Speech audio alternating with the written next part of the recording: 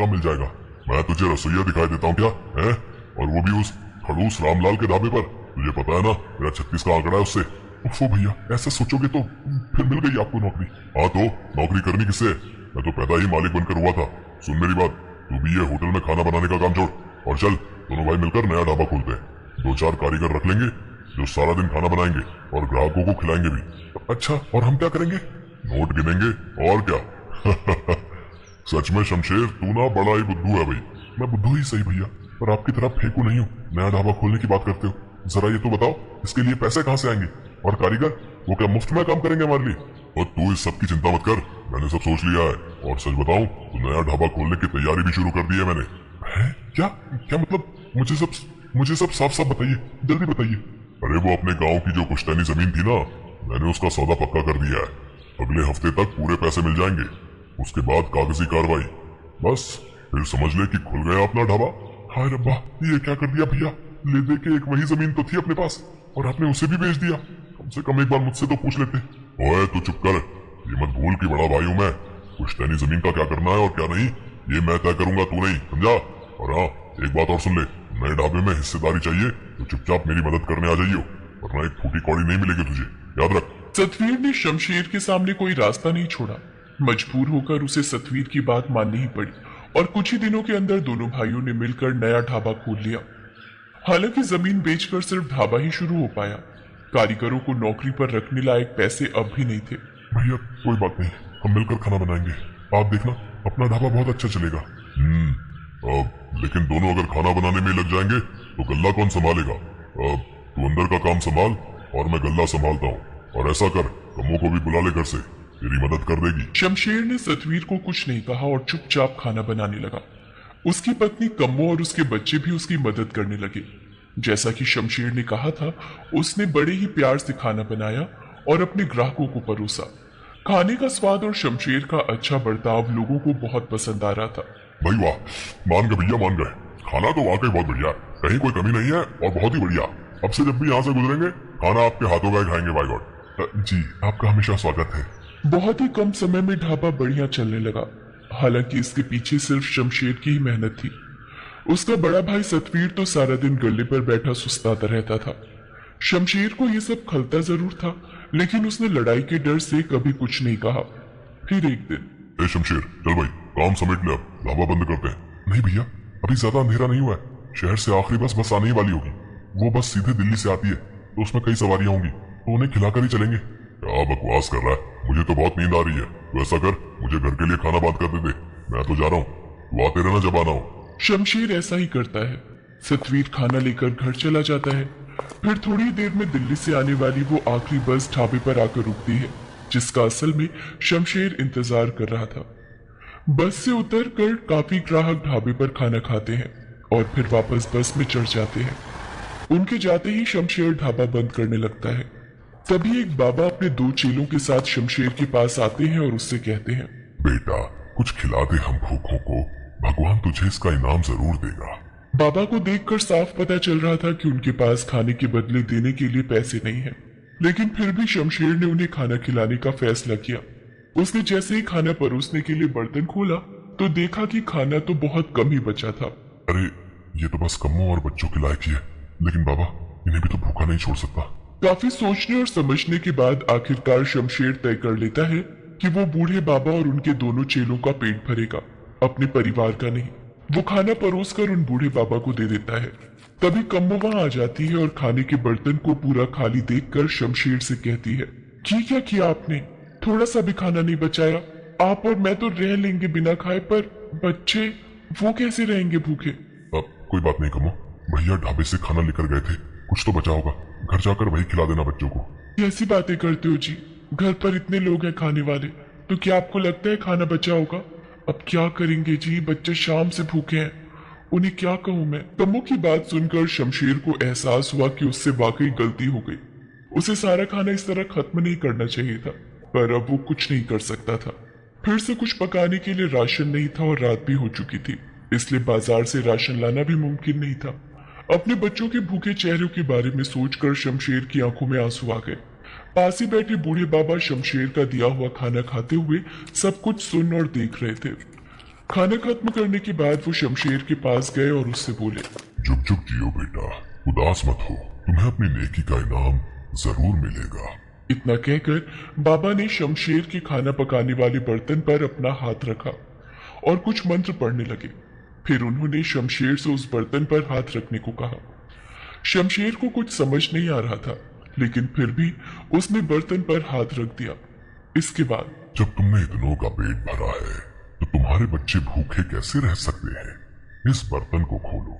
बाबा के कहने पर शमशेर ने जैसे ही बर्तन के ऊपर का ढक्कन हटाया तो उसे अपनी आंखों पर विश्वास नहीं हुआ। बर्तन खाने से पूरी तरह भरा हुआ था। बाबा, ये कैसा चमत्कार है? नहीं, ये चमत्कार नहीं बल्कि आशीर्वाद है तुम्हारे लिए। अब से ये बर्तन हमेशा तुम्हारा कहा मानेगा। तुम इस पर हाथ रखोगे तो ये खुद ब खुद खाने से भर जाएगा, और जब तक तुम इसके ऊपर फिर से हाथ रखकर इसे रुकने को नहीं कहोगे, इसके अंदर का खाना कभी खत्म नहीं होगा। बहुत बहुत शुक्रिया बाबा, आप नहीं जानते आपने कितनी बड़ी मदद की है मेरी। मदद तो तुम करते आए हो। मैंने देखा तुमने उस बस से उतरे मेरे जैसे कई लोगों को मुफ्त में खाना खिलाया, जिनके पास तुम्हें देने के लिए पैसे नहीं थे, बावजूद इसके कि खुद तुम्हारा परिवार भूखा था। बस इसी तरह हमेशा जरूरतमंदों की मदद करते रहना बेटा, और ये जादुई बर्तन हमेशा तुम्हारा साथ देता रहेगा। पर हाँ, याद रहे, अगर कभी मन को लालच घेरे या फिर किसी को धोखा दिया तो ये बर्तन कभी तुम्हारा साथ नहीं देगा। जी बाबा जी, मैं समझ गया कि मुझे अब क्या करना है। शमशेर को आशीर्वाद देकर वो बाबा अपने चेलों के साथ वहां से चले गए। वास्तव में उस जादुई बर्तन ने शमशेर की जिंदगी बदल दी। अब उसे सारा दिन भट्टी के सामने खाना पकाने की जरूरत नहीं थी। उसके हाथ रखते ही वो बर्तन लजीज खाने से भर जाता था, और जब तक शमशेर उसके ऊपर वापस से हाथ रखकर रुकने को ना कहे, खाना खत्म ही नहीं होता था। शमशेर हर रोज सबसे पहले अपने सभी ग्राहकों को भरपेट खाना खिलाता और फिर हर रोज शाम के वक्त कई गरीबों को मुफ्त में खाना खिलाता था। लेकिन ऐसा तब तक ही चल सका जब तक उस जादुई बर्तन के बारे में सतवीर को पता नहीं चला। अच्छा, तो ये बात है, इसे क्या लगा? ये नहीं बताएगा तो मुझे कुछ पता नहीं चलेगा। ये जादुई बर्तन इसके पास नहीं होना चाहिए। इस बेवकूफ को क्या पता इसका सही इस्तेमाल कैसे करना है। सतवीर ने बड़ी चालाकी से शमशेर को किसी काम के बहाने घर भेज दिया। शमशेर ने जाने से पहले बर्तन के ऊपर हाथ रखकर उसे रुकने का इशारा कर दिया था। फिर उसके वहां से जाते ही सतवीर ने सबसे पहले तो इस जादुई बर्तन को पूरी तरह खाली किया और फिर उसमें एक सोने का सिक्का डाल दिया। फिर उस बर्तन को बंद करके उसके ऊपर हाथ रख दिया। सतवीर को उम्मीद थी कि वो बर्तन खाने की तरह ही सोने के सिक्कों से भी भर जाएगा, लेकिन ये सिर्फ उसकी सोच थी। ये क्या? इसमें तो मेरा सिक्का भी नहीं है। ये तो धोखा है। शमशेर ने गुस्से में उस बर्तन को जमीन पर दे मारा, जिसके बाद उस बर्तन के टुकड़े टुकड़े हो गए। तब तक वहां शमशेर भी आ पहुंचा। बर्तन को टूटा हुआ देखकर वो सब कुछ समझ गया। शमशेर को गुस्सा तो बहुत आ रहा था, लेकिन फिर भी उसने सब्र से काम लिया। उसने सतवीर से कुछ नहीं कहा, बल्कि उसी वक्त उसने सतवीर से अलग होने का फैसला कर लिया। सतवीर ने उसे रोकने की बहुत कोशिश की, लेकिन इस बार शमशेर जिद पर अड़ गया।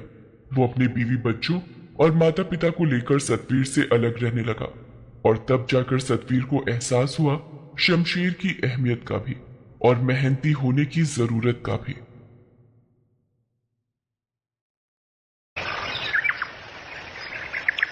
ये कहानी है नीरज की, जिसके पिता इस दुनिया में नहीं थे और नीरज पढ़ा लिखा भी नहीं था।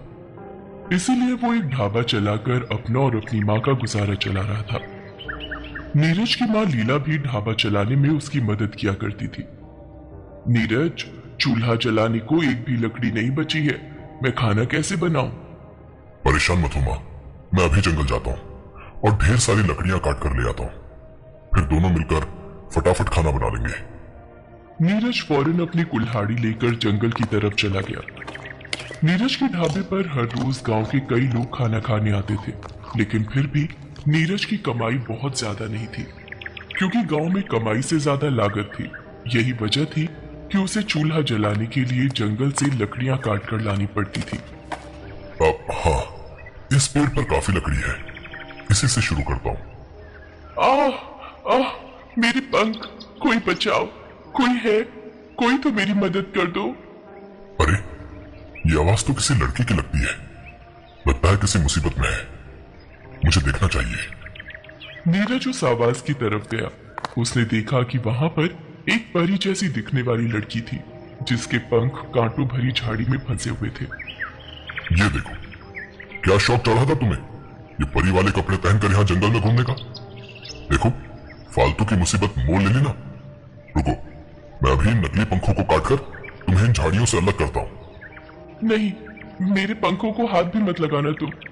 ये नकली नहीं है, ये मेरे असली पंख हैं और मैं एक असली परी हूँ। उस परी की बात सुनकर नीरज चौंक गया। गौर से देखने पर उसे एहसास हुआ कि वो पंख वाकई असली थे, क्योंकि कांटों में फंसे होने की वजह से उनसे काफी खून बह रहा था। ठीक है, मैं समझ गया। मैं तुम्हारे पंखों को नहीं काटूंगा, पर देखो, मुझे तुम्हारी मदद तो करनी ही होगी। मेरा भरोसा करो, मैं सिर्फ झाड़ियों को काटने की कोशिश करता हूँ, ठीक है? उस परी ने नीरज पर भरोसा किया और फिर नीरज ने बड़े ही ध्यान से उन सारी कटीली झाड़ियों को काट दिया। अब वो परी आजाद थी, लेकिन उसके पंख बुरी तरह से घायल थे। मेरी मदद करने के लिए शुक्रिया। मेरा नाम नीलम है और मैं परीलोक से यहाँ तुम्हारी दुनिया देखने आई थी, पर पता नहीं कैसे यहाँ फंस गई। मेरा नाम नीरज है। तुमसे मिलकर अच्छा लगा। तो अब तुम अपने परीलोक वापस चली जाओगी ना? मैं चाहूं तो भी नहीं जा सकती जब तक मेरे पंख बिल्कुल ठीक नहीं हो जाते। मुझे यहाँ तुम्हारी दुनिया में ही रहना होगा। क्या तुम मुझे कोई सुरक्षित जगह बता सकते हो जहाँ मैं रह सकूं? तुम मेरे घर पर रह सकती हो। मेरे साथ मेरी माँ भी रहती है। हम दोनों मिलकर अपने घर के बाहर ही एक ढाबा चलाते हैं। बस मैं थोड़ी सी लकड़ियां काट लूं, फिर हम चलते हैं। पर लकड़ियां तो तुम काट चुके हो, वो देखो। नीरज ने पीछे मुड़कर देखा तो वहां लकड़ियों का एक मोटा गट्ठा रखा हुआ था, जिसे देखते ही नीरज समझ गया कि असल में ये नीलम का जादू ही था। तो तुम जादू भी कर सकती हो, पर एक बात बताओ, तुमने खुद को आजाद करने के लिए जादू का इस्तेमाल क्यों नहीं किया? और अभी भी तुम अपने पंखों को जादू से ठीक क्यों नहीं कर लेती? क्योंकि हम परियां सिर्फ दूसरों की मदद के लिए ही अपने जादू का इस्तेमाल कर सकती हैं, खुद के लिए नहीं। अच्छा, चलो कोई बात नहीं, तुम मेरे साथ चलो। मुझे पूरा भरोसा है कि मेरी माँ के पास तुम्हारे पंखों को जल्दी से जल्दी ठीक करने का कोई ना कोई नुस्खा जरूर होगा। नीरज उस परी को लेकर अपने घर पहुंचा और फिर अपनी माँ को उसके बारे में सब कुछ बताया। तुम बिल्कुल चिंता मत करो।